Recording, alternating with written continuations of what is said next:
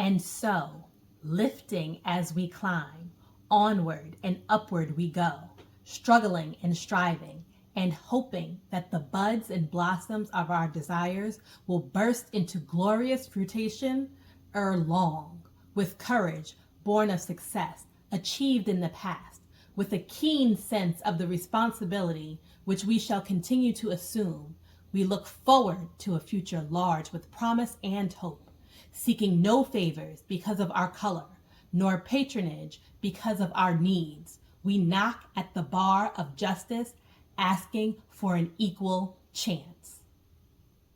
Welcome to the Black History Walking Museum. My name is Mary Eliza Church Terrell. I am an activist, educator, and journalist. I was born in Memphis, Tennessee on September 23, 1863. Both of my parents were formerly enslaved or freed slaves who became an important part of the Black elite or upper class in Tennessee after the Civil War. My father, Robert Reed Church, was a businessman and real estate investor who became one of the first African-American millionaires in the South. My mother, Louisa Ayers Church, was a hairstylist who owned a successful hair store and salon.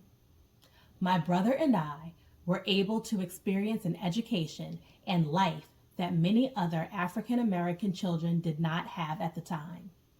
Education was an important value in our home.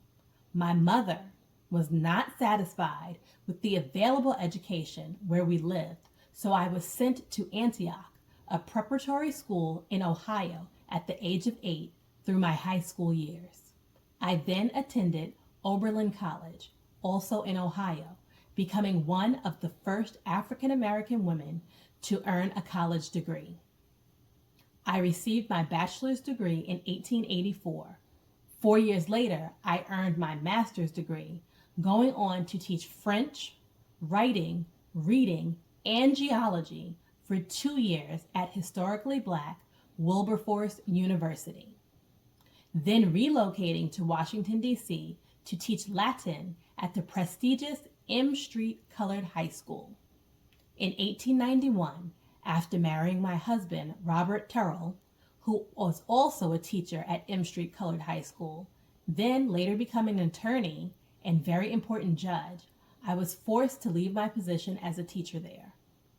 In 1895, I was appointed as the superintendent of M Street Colored High School.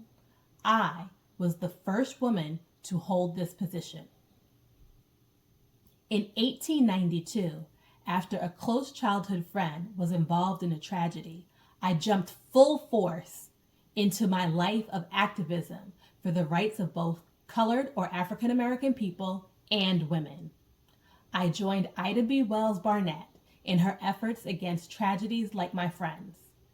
These were common tragedies, especially in the South, because of the color of a person's skin. I was a huge part in the founding of many organizations that fought for women's and civil rights. I founded the Colored Women's League, was the president of the National Association of Colored Women for 5 years. I was also involved with the National Women's Party, speaking out on our right to vote. I was also a charter or founding member of the National Association for the Advancement of Colored People. I later became a member of the school board in Washington, D.C., also being the first African American woman to be appointed to any school board. In addition to being a very active member in so many organizations, I have also written poems and articles in many major publications on the topic of race, gender, and the organization's missions, but using the name Euphema Kirk.